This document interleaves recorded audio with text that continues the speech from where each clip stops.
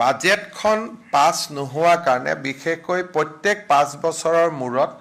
আমি vote on accounts কৰোঁ ফেব্ৰুৱাৰী মাহত আৰু 3 মাহলৈকে খৰচ কৰাৰ আমি অনুমতি পাওঁ আৰু তাকো মূলতঃ দৰমহাৰ ক্ষেত্ৰত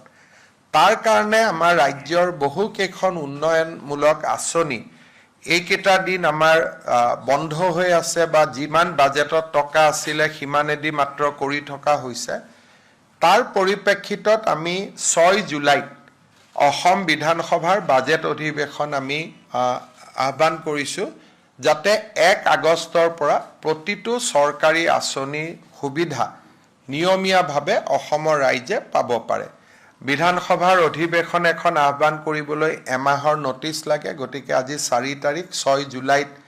আমি পাতিব খুজিছোঁ আৰু 6 জুলাইৰ ভিতৰত বাজেট হ'লে 28-29 জুলাইত পাছ হৈ যাব 1 আগষ্টৰ পৰা সকলো চৰকাৰী আঁচনিৰ সুবিধা আগৰ দৰে অসমৰ ৰাইজে লাভ কৰিব পাৰিব এই অসুবিধাৰ কাৰণে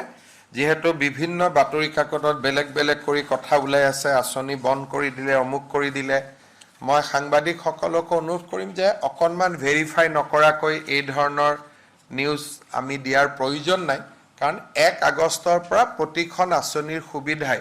অসমৰ ৰাইজে নিয়মীয়াকৈ পাব আমাক খালি পূৰ্ণাংগ বাজেটখন পাছ হ'ব লাগে 6 জুলাইত আমি পূৰ্ণাংগ বাজেট অধিৱেশন পাতিছোঁ 21 দিনৰ বাজেট অধিৱেশন হ'ব আৰু পৰৱৰ্তী সময়ত আমাৰ 1 আগষ্টৰ পৰা প্ৰতিখন চৰকাৰী আঁচনিয়ে আমি নিয়মীয়াকৈ পৰিচালনা কৰিবৰ বাবে সুবিধা পাম